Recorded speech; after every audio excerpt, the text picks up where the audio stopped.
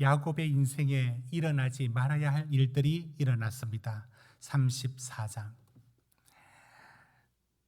딸이 성추행을 당하고 아들들이 이를 보복한다고 그 세겜 사람들을 다 칼로 죽이고 하몰과 세겜 그 추장까지 죽이고 약탈하고, 그래서 주변 사람들에 의해서 이제 야곱은 위협을 느끼는 이런 어려움을 겪습니다. 이것은 단순한 시련이 아닙니다. 이런 시련을 겪었다라고 말하면 안 됩니다. 그것은 우리 지난주에 왜 세겜에서 이런 일이 일어났을까를 우리는 찾아봤습니다. 원인은 10년간 세겜 땅에 머물고 말았습니다. 주저앉아 버렸습니다. 그것이 원인이었습니다. 도대체 세겜에서 머물면 왜 안 됩니까? 왜 베델로 올라가야 합니까? 우리가 바로 그 말씀을 오늘 말씀 속에서 왜 세겜은 안 되고 베델이어야 하는가를 오늘 말씀 속에서 찾고자 합니다. 여러분 35장 1절입니다. 우리 같이 큰 목소리로 우리 같이 읽도록 합시다. 35장 1절 시작.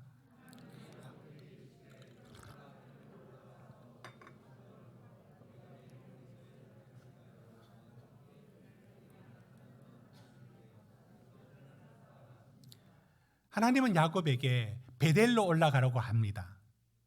세겜에 머물지 말고 베델로 올라가서 거주하고, 그런데 베델로 올라가서 제단을 쌓아라, 예배 드리라 라고 말합니다. 여러분, 우리가 33장 20절에 지난주에 뭐라 읽었느냐면 세겜 땅에서 야곱은 하나님께 제단을 쌓았습니다. 여러분 33장 20절 다시 한번 보십시오. 이것이 세겜이거든요. 세겜에서 제단을 쌓고 그 이름을 엘렐로헤 이스라엘 이렇게 부르면서 하나님을 예배했습니다. 아니, 세겜에서 예배해도 되잖아요.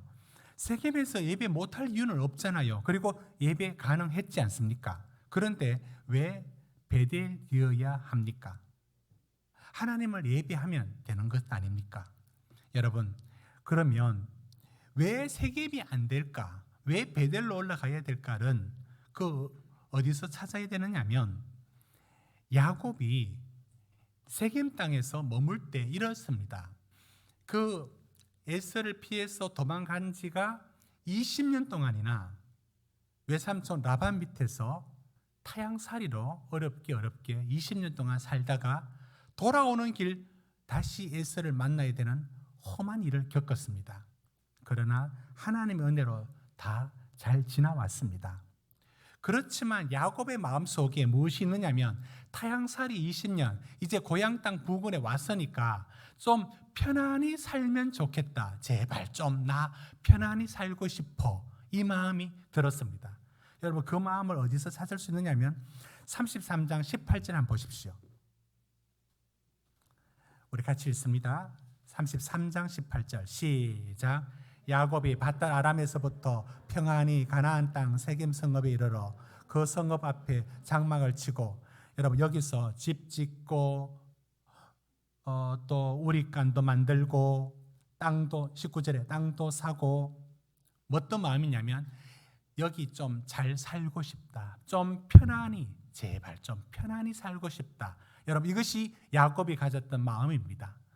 편안히 살고 싶은 마음이 나쁜 마음은 아니지만 이제 모든 게 힘들어. 나 이제 좀 편안히 살고 싶어 라는 마음은, 그것이 어떤 인간적인 마음이 또 들 수가 있습니다. 그런데다가 세겜 땅이 살기가 좋았습니다. 여러분 34장 21절입니다. 34장 21절 거기 보시면 그 세겜 사람들이 하는 말이 있습니다. 이 사람들은 우리와 친목하고 이 땅은 넓어 그들을 용납할 만하니 그들이 여기서 거주하며 매매하게 하고, 이렇게 말하면서 그 세겜이 목초지도 좋고 또 살기가 좋았다는 겁니다. 자, 그러니까 야곱 입장에서는 오래된 그 밧단 아람이라는 멀고 먼 그곳에 있다가 이제 고향 부근에 왔고 세겜은 더 살기 좋으니까 좀 평안히 지내고 싶은 마음이 들었습니다. 바로 그겁니다. 그런 생각이 들었습니다. 여러분, 편안히 지나는 건 나쁘지 않죠. 그리고 목초지 좋은 곳에서, 살기 좋은 곳에서 사는 건 누구나 바라는 마음입니다.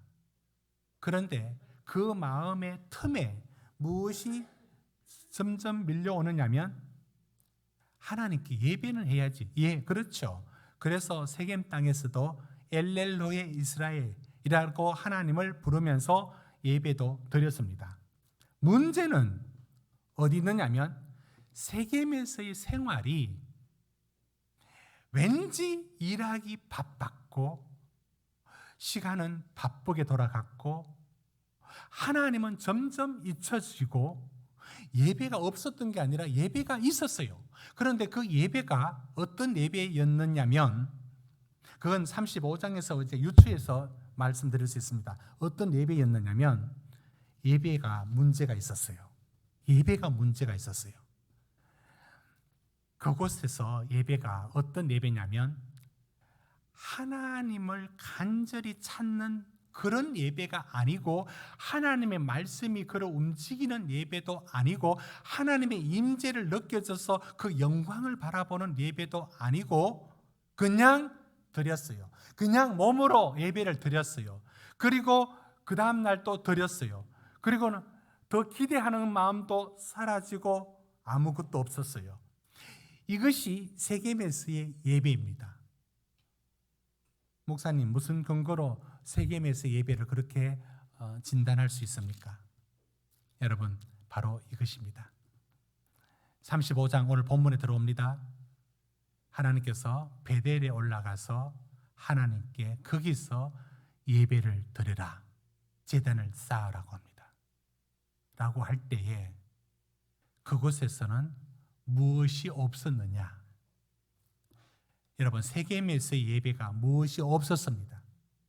무엇이 없었을까요?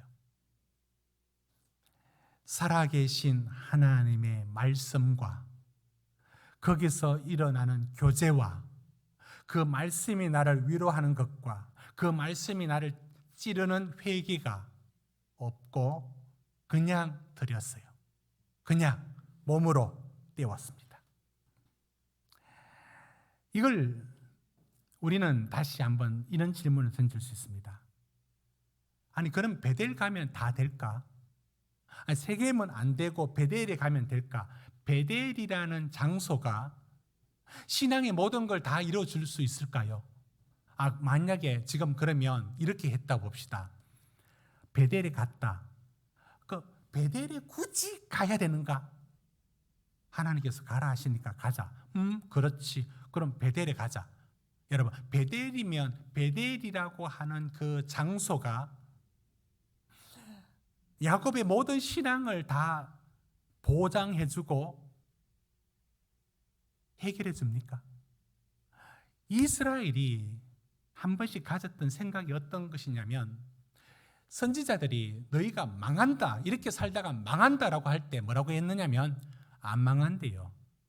굉장한 믿음을 갖고 있었습니다. 왜 안 망하느냐면, 이곳이 예레미야서에 나옵니다. 이곳이 성전이다, 성전이다, 성전이다. 무슨 말이냐면, 하나님이 지으신 예루살렘의 성전에 우리가 있는데 어떻게 망할 수 있느냐?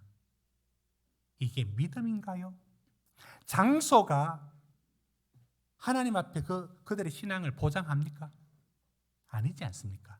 자, 그러면 하나님께서 굳이 베델로 가라고 할 때에 저는 장소도 중요하다고 봅니다. 왜냐하면 하나님이 야곱이 약속한 장소가 베델이기 때문입니다. 그러나 베델이라는 장소가 모든 걸 다 해결해 주는 건 아니라 봅니다. 그렇기 때문에 무슨 문제가 원인이 어디 있느냐면, 세겜에서 안 된다라고 했을 때는 세겜에서의 생활과 세겜에서 드리는 예배가 야곱을 무너지게 만들었습니다. 그러니 베델로 올라가라고 말씀하는 겁니다. 여러분, 베델에 올라가는 이유가, 그 베델이 모든 것을 다 준다면, 만약에 여러분이 은혜를 받은 곳이 있다고 합시다. 어느 산상 집회 가서 내가 은혜를 받았다. 그러면 꼭 거기 가서 내가 은혜를 받는다. 맞는 말도 돼요. 맞을 수도 있습니다. 그런데 그 장소가 모든 걸 다 말을 해줍니까? 아니지 않습니까? 그렇습니다. 왜 이렇게 지금 장소에 대해서 말을 하느냐면, 우리가 이 말씀을 읽을 때 잘못 읽으면 또는 대충 읽으면 세겜은 안 돼, 베델이 좋은 땅이야, 그게 영적인 땅이야, 성지야, 그것이 하나님이 역사하는 곳이야 라고 하는 그 장소가 뭘 보장해 주는 것처럼 여겨져서 베델로 가면 다 해결될 듯이 여겨지지만, 저는 그런 의미에서 베델로 가라고 한 것이 아니라는 뜻을 이 말씀에서 찾고 싶은 겁니다. 그리고 저는 어디서 그 근거를 찾느냐면 오늘 35장 7절입니다. 7절 보십시오. 우리 35장 7절을 같이 읽습니다. 시작.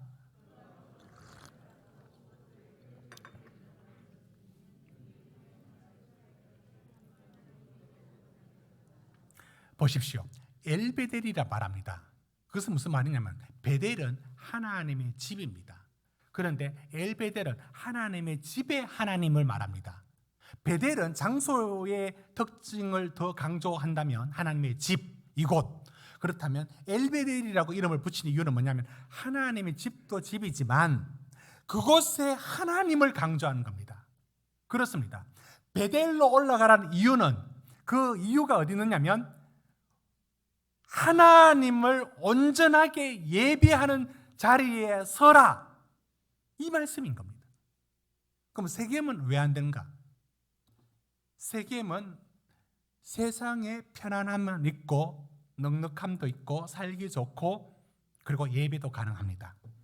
그런데 그 세겜에서의 생활에서 무엇이 안 되느냐면, 그곳에서 생활은 세겜이라는 세상의 문화 속에 세상으로 흘러갔고 하나님은 언제나 뒷전이었고, 그러나 예배는 형식을 갖추고 있었습니다. 이게 세겜입니다. 그러니까 굳이 말씀을 하자면 세겜에서는 하나님의 말씀이 그를 움직이거나 회개가 일어나거나 하나님을 온전히 찬양하거나 또는 세상에서 받지 못한 위로를 받는 이런 일이 없는 거예요. 그게 세겜에서의 예배입니다. 하나님께서 오늘 베델로 올라가라 할 때 바로 이 강조가 여기 있는 겁니다. 여러분, 우리 삶에 있어서 예배라는 것이 어떤 자리를 차지하고 있는지는 굉장히 중요합니다. 예배. 여러분, 창세기 4장의 말씀을 잠시 한번 읽어보겠습니다. 우리가 잘 알고 있는 것처럼 창세기 4장에 아벨과 가인의 제사에 대해서 이렇게 말씀하는 구절이 있습니다. 우리 같이 한번 읽어봅니다. 시작. 세월이 지난 후에 가인의 땅에 소산으로 제물을 삼아 여호와께 드렸고, 아벨은 자기도 양의 첫 새끼와 그 기름으로 드렸더니 여호와께서 아벨과 그의 제물은 받으셨으나 가인과 그의 제물은 받지 아니하신지라. 가인이 몹시 분하여 안색이 변하니. 여러분, 가인과 아벨이 제사를 드렸는데 하나님은 아벨의 제사는 받고 가인의 제사는 받지 않았습니다. 그리고 그 이유를 창세기 4장은 설명을 한마디도 안 해줍니다. 그래서 우리는 찾아야 합니다. 그런데 다 찾을 수가 없습니다. 그러나 몇 가지는 분명합니다. 하나님이 받는 예배가 있고 받지 않는 예배가 있습니다. 틀림없습니다. 그런데 받지 않는 예배를 계속 드리면 하나님은 어떻게 하실까요? 누구를 위한 예배입니까? 예배를 드릴 때 제물보다도 드리는 사람이 더 중요합니다. 가인과 아벨을 통해서 볼 수 있습니다. 그리고 중요한 것은 예배는 드릴 때 온전히 그 마음을 다하여 하나님께 드리느냐 아니면 형식으로 드리느냐에 가인과 아벨의 마음의 차이가 있습니다. 여러분, 가인의 제사는 왜 받지 않았을까요? 거기 곡식으로 드렸다는 것 때문일까요? 아벨의 제사는 왜 드렸을까요? 거기 양이라는 고기가 있어서 받았을까요? 하나님은 고기 좋아하신다고요? 이 얘기를 창세기에서 하는 것 아니지 않겠습니까? 상식적으로. 그러면 우리는 말하지 않았지만 이미 추정할 수 있습니다. 하나님이 받지 않는 예배를 드릴 수가 있습니다. 세겜의 예배는 저는 가인이 드린 예배처럼 그 마음이 하나님에 대한 사모한 마음이 없이 냉랭하고 기대하는 것도 아무것도 없고 그저 왔다가 가는 것밖에 없습니다. 그 예배가 그 삶을 움직이지도 않습니다. 이것이 세겜에서의 생활이었고 점점 세상으로 기울어 갔고 예배는 형식화되었다. 이런 야곱을 향해서 하나님이 베델로 올라가라고 말씀하신 겁니다. 자, 그 원인은 더 본문에서 알 수가 있습니다. 여러분 오늘 35장 2절 한번 봅시다. 우리 2절을 같이 읽습니다. 시작. 야곱이 이에 자기 집안 사람과 자기와 함께한 모든 자에게 이르되 너희 중에 있는 이방 신상들을 버리고 자신을 정결하게 하고 너희 의복을 바꾸어 입어라. 4절 갑니다. 4절 시작. 그들이 자기 손에 있는 모든 이방 신상들과 자기 귀에 있는 귀고리들을 야곱에게 주는지라. 야곱이 그것들을 세겜 근처 상수리 나무 아래에 묻고. 여러분, 세겜에서 예배는 우상이 있었어요. 아니 어떻게 하나님을 예배하는 자가 우상을 들고 예배를 드릴 수 있단 말입니까? 어떻게 이런 일이 있을 수 있을까? 어떻게 이런 일이 뭘 놀랍니까? 여러분, 우상은 하나님 예배하는 자의 가장 멀리 저 끝에 있는 그런 장면이 아니에요. 우상은 예배 드리는 바로 옆에 있어요. 우리의 우상은 저 멀리 있는 게 아니라고요. 그리고 말하죠. 나는 우상을 섬기지 않는다고. 나는 집에 금송아지도 없고 나는 미신도 믿지 않고. 여러분, 우상이 뭔데요? 우상은 시대마다 그 아이콘을 달리합니다. 여러분, 제가 말씀을 전에도 드렸습니다. 금송아지. 금송아지가 그들에게는 힘 그리고 부욱 이런 것을 가져다 준다는 상징적 그것이었습니다. 그게 금송아지였습니다. 그러면 오늘날의 우상은 금송아지일 리가 없습니다. 금송아지에 절하는 사람 아무도 없습니다. 우상은 시대마다 다른 옷을 갈아입습니다.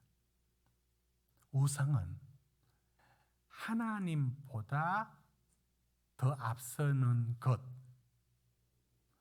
내 속에 더 그것을 원하는 것은 언제든지 우상으로 치고 들어옵니다. 돈이 그럴 수 있고요. 성적인 욕망이 그럴 수 있고요. 탐욕이 우상이 될 수 있고요. 성공이라는 자기 목표만이 전부일 때 그것도 우상이 될 수 있고, 우상은 굉장히 다양하게 들어옵니다. 그것이 어떤 형상을 가졌다라는 것으로 본질적인 게 아닙니다. 우상은 우리 속에 있는 탐욕을 거기다 던져 넣어서 그것이 복을 가져다 주는 것처럼 만드는 것, 그게 우상의 본질입니다. 자, 세겜에서는 이런 우상들을 그들은 끼고 있었습니다. 저는 2절을 보면서 이것이 의복을 바꾸어라, 자신을 정결하게 하라 라고 말할 때에 여기에는 우상이 어떤 요소들이 들어있었냐면 굉장히 문화화되어 있었고, 그게 때로는 그저 이런 건 괜찮아, 이 정도 안 하고는 어떻게 살아, 이런 식으로 문화가 자리에 들어온 모양이라고 생각합니다. 여러분, 세겜에서의 예배에는 우상이 들어있었습니다. 그 우상 오늘날에도 분명히 있습니다. 여러분, 우리가 지금 드리는 예배가 세겜에서의 예배이면 정말 슬픈 자가 됩니다. 세겜에서도 예배가 가능했어요. 그러나 그 세겜에서 예배에서는 항상 앞서는 것이 무엇이냐면 하나님이 아니에요. 하나님은 겉으로 찾는 것이고, 정말 그 속에 하나님의 임재를 바라거나 하나님 말씀에 찔려서 그가 회개를 하거나 그 말씀이 소망이 되어서 그 말씀 붙들고 살고 그것이 힘이 되고 변화가 일어나고 하나님의 영적인 체험이 일어나는 것, 이것이 예배여야 합니다. 여러분, 그것이 예배여야 되는 게 세겜에서는 그게 없었어요. 그런데 반복되었습니다. 그리고는 우상이 자리했습니다. 오늘날도 다를 바가 없습니다. 예배하지만 예배는 최고의 가치를 하나님 당신입니다. 이게 예배 아닙니까? 그런데 우상은 뭡니까? 하나님 아니고 하나님은 잠시 내려와서 도와주시고요. 내가 이걸 원합니다. 여러분, 이것이 이제 오늘날의 우상이 자리하는 방식입니다. 신자와 불신자를 가르는 결정적인 것이, 우리는 쉽게 말하면 교회 다니고 안 다니고 이렇게 말합니다. 여러분, 더 본질적인 얘기는 이런 겁니다. 그 사람이 무엇을 예비하느냐가 신자와 불신자를 가릅니다. 불신자도 예배를 드립니다. 그들이 추구하는 삶을 지향하는 것 자체가 예배 아닙니까? 그것에 시간을 투자하고 모든 걸 투자하고 그것을 추구해 가니까 그것이 예배 아닙니까? 신자가 다른 것은 하나님을 예배하는 데서 다릅니다. 세상은 언제나 이 부분에 충돌을 가져옵니다. 그것이 출애굽기가 보여주는데, 여러분, 애굽의 바로가 하나님의 백성된 이스라엘이 이제 떠나려고 할 때 떠나는 이유가 뭐냐면 하나님을 섬기겠다. 바로가 만든 신이 아니라 하나님을 섬기겠다. 여러분, 그게 신자입니다. 그럴 때에 여러분 말씀 한번 볼까요? 출애굽기 8장 25절 한번 보십시오. 보시면 처음에 여러분 같이 한번 읽어봅시다. 하나님께서 이제 나가서 하나님의 예배를 드리라고 하지 않습니까? 자, 그럴 때 어떻게 하는가 보십시다. 출애굽기 8장 25절, 바로가 모세 아론을 불러 이르되 너희는 가서 이 땅에서 너희 하나님께 제사를 드리라. 그러니까 하나님을 섬기기 위해서 떠나겠다라고 하니까 바로가 하는 말이 가지 말고 여기서 예배를 드리래요. 여기서. 그거 무슨 말입니까? 이게 배려입니까? 아니에요. 하나님을 온전히 섬기지 못하게끔 자기의 영향권 안에 두는 것이 이 땅입니다. 두 번째, 어떻게 하는가? 8장 28절은 뭐라고 말하는가? 우리 같이 읽어봅시다. 시작. 바로가 이르되 내가 너희를 보내리니 너희가 너희 하나님 여호와께 광야에서 제사를 드릴 것이나 너무 멀리 가지는 말라. 그런즉 너희는,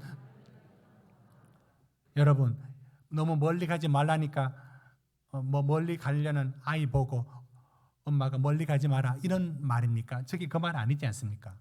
자기 영향권 안에 두고 하나님을 온전히 예배 못 드리고 세상에 기울여서 이쪽은 내한테 마음을 두라는 거 아닙니까? 멀리 안 보내는 겁니다. 이게 바로입니다. 이게 세상입니다. 세 번째, 뭐라고 얘기하느냐면 너희 장정만 가라.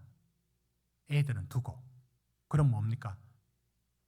부모의 마음은 자녀에게 가죠. 결국은 또 끌어내서 못 떠나게 마음을 묶고 못 떠나게 만드는 겁니다. 네 번째, 참 질깁니다. 같이 읽읍시다. 시작. 바로가 모세를 불러서 이르되 너희는 가서 여호와를 섬기되 너희 양과 소는 머물러 두고. 저 말이 주어질 때마다 하나님께서 재앙을 내립니다. 그런데도 바로가 끝까지 계속 하는 말이 무슨 말이냐면 양과 소는 두고 가라. 무슨 말입니까? 결국은 어떤 부분들은 하나님께 드리지 말고 여기 두라는 것으로 결국 마음을 붙들어 두려고 하고 있습니다. 여러분, 출애굽의 목적은 하나님을 온전히 예배하는 것이었습니다. 참 놀랍지 않습니까? 하나님의 백성들이, 하나님이 출애굽을 시킨 목적이 하나님을 온전히 예배하기 위해서였습니다. 여러분, 세상도 자기가 삶에 추구하는 것을 예배합니다. 우리도 예배합니다. 신자와 불신자가 무엇을 예배하느냐가 딱 갈라집니다. 이때 세겜에서의 예배는 무엇일까요? 세겜에서의 예배는 무엇이냐면 몸으로 왔다 갔다. 그리고는 그 말씀이 자기에게 다가올 때 결단하지 않으며 순종하지 아니하며 하나님의 영광이 그 영혼을 흔들 때 순종을 요구하는 한 발을 요구할 때 움직이지 않고 편안히, 그저 편안히, 아무 일 없이 그저 편안히, 이것이 세겜에서의 예배입니다. 여러분, 34장에 무슨 일이 일어났을까요? 야곱에게 일어나지 말아야 될 모든 비극의 총체가 다 34장에 몰려있는 이유, 그 10년은 어떤 10년이냐면 죽은 예배의 10년, 하나님과 살아있는 교제가 없으며 하나님 말씀에 부딪힘이 없으며 그 하나님께 온전하게 자기 영혼을 들여 예배하지 않던 그게 세겜에서의 예배였습니다. 왜 베델이냐고요? 온전한 예배자로 하나님 앞에 자기를 드리라는 뜻으로 베델인 겁니다. 여러분, 이 예배의 온전한 회복이 얼마나 중요한지를 오늘 9절 말씀은 이렇게 말합니다. 9절 10절의 말씀을 우리 같이 읽도록 합시다. 9절 10절입니다. 시작. 야곱이 밧달 아람에서 돌아오매 하나님이 다시 야곱에게 나타나사 그에게 복을 주시고 하나님이 그에게 이르시되 내 이름이 야곱이지만은 내 이름을 다시는 야곱이라 부르지 않겠고 이스라엘이 내 이름이 되리라 하시고 그가 그 이름을 이스라엘이라 부르시고. 여러분, 세겜에서는 하나님이 야곱에게 복을 주지 않습니다. 여러분, 복을 주지 않는 게 뭔지 아십니까? 그 삶에 편안함은 있어도 참 평안은 없습니다. 뭔가 많이 하는 것 같은데 진정 그 삶의 질서는 없습니다. 그의 마음은 허전할 뿐일 겁니다. 여러분, 9절에 하나님이 마침내 이제 야곱이 돌아왔을 때 복을 주었다. 그것이 단지 베델이라는 장소 때문에 이제 내 말 제대로 들었네, 여러분, 그 뜻은 아닐 겁니다. 베델에 오면 누워 자고 그냥 모든 거 아무것도 안 해도 되는 겁니까? 아니지 않습니까? 베델에 와서 여기서 제단을 쌓으라는 것은 살아있는 예배, 온전한 예배, 하나님 앞에 자기 자신을 드리는 예배, 그리고 예배 안에 여러분 심령은 언제나 그 말씀 앞에 움직여가야 합니다. 여러분, 세겜에서의 또 설교가 있었다고 봅니다. 저도 세겜의 설교를 할 수 있고 베델의 설교를 할 수 있다고 봅니다. 세겜의 설교는 어떤 설교일까요? 그 말씀에 영혼을 담지 않고 그 말씀에 간절함과 회개가 없는 너무나 뻔한 얘기를 반복적으로 하는 것, 그건 세겜에서의 설교자가 드리는 예배라고 생각합니다. 언제나 그 위험은 우리의 시간 속에 살고 있는 우리들에게는 언제나 그 위험이 있습니다. 그러나 베델은 다른 것을 요구합니다. 그 말씀이 살아있는 말씀, 그 말씀이 진정 우리 영혼을 흔드는 말씀, 그래서 회개와 찬양이 있는 말씀, 그 예배로 드려져야 합니다. 그것이 바로 9절입니다. 여러분 삶 속에 꼬이고 막히고 뭔가 안 되는 많은 부분들이 어디서 열쇠를 찾아야 되느냐면 세겜의 예배를 중단하고 베델의 예배, 온전히 하나님께 드려지는 예배로 서야 합니다. 그때 비로소 9절의 말씀이 일어납니다. 다시 야곱에게 나타나사 하나님은 그제서야 야곱에게 역사하시고 말씀하시고 그때 삶에서 이제 풀어지는 일이 일어납니다. 진정한 복이 여러분의 삶의 자리에 예배를 통로로 일어납니다. 여러분 삶 속에 베델의 예배로 회복되기를 주의 이름으로 축복합니다. 베델의 예배에서는 야곱의 삶이 아니라 10절 이스라엘이라는 변화된 삶을 요구하고 그 변화를 일으키십니다.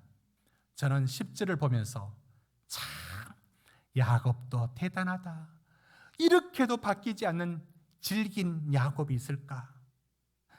한번 바뀌었잖아요. 야복강에서, 브니엘에서. 그런데도 또 야곱은 바뀌지 않았습니다. 이게 야곱입니다.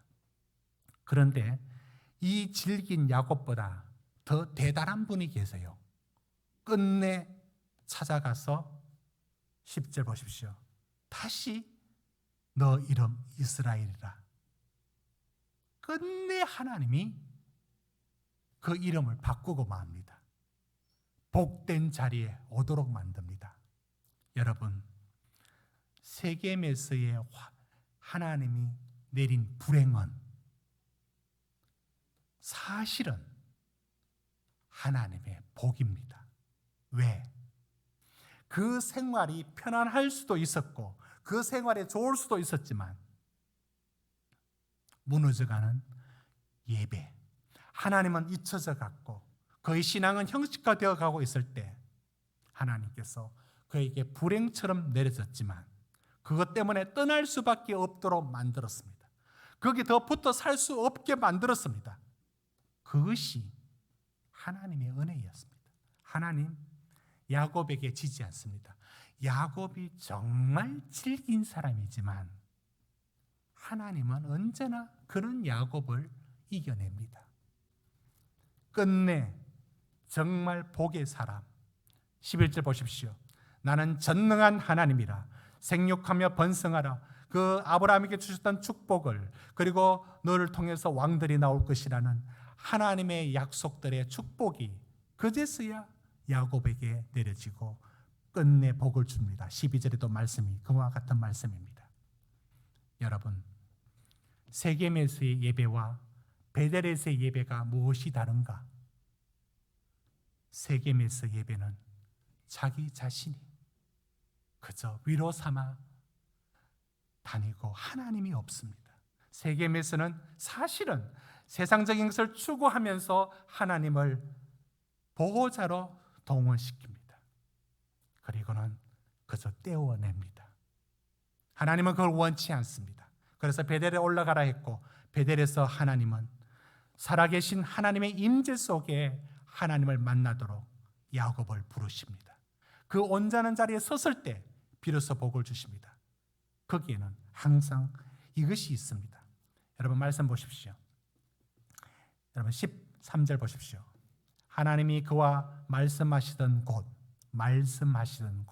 14절 야곱의 하나님이 자기와 말씀하시던 곳 15절 자기와 말씀하시던 곳 지금 3번이나 계속 말씀하시던 곳 여러분 뭐가 중요합니까? 베델이라는 장소 그 자체가 중요한 것이 아니었습니다. 말씀하시는 하나님, 인격으로 다가오시는 하나님. 여러분은 예배 속에 무엇을 찾습니까? 하나님의 말씀이 나를 움직이고 있습니까? 어떤 말씀이 나를 찌르고 있습니까? 어떤 말씀이 여러분에게 소망을 불러일으킵니까? 예배는 살아있어야 합니다. 예배가 온전히 베델의 예배로 회복되어야 여러분 삶 속에 9절처럼 하나님이 다시 나타나시며 그에게 복을 주시고라는 은혜의 통로가 열려지게 될 것입니다. 여러분의 삶 속에 세겜에서의 예배를 청산하시고 이제 베델에서의 온전한 예배자로 세워지기를 주의 이름으로 축원합니다. 기도하시겠습니다.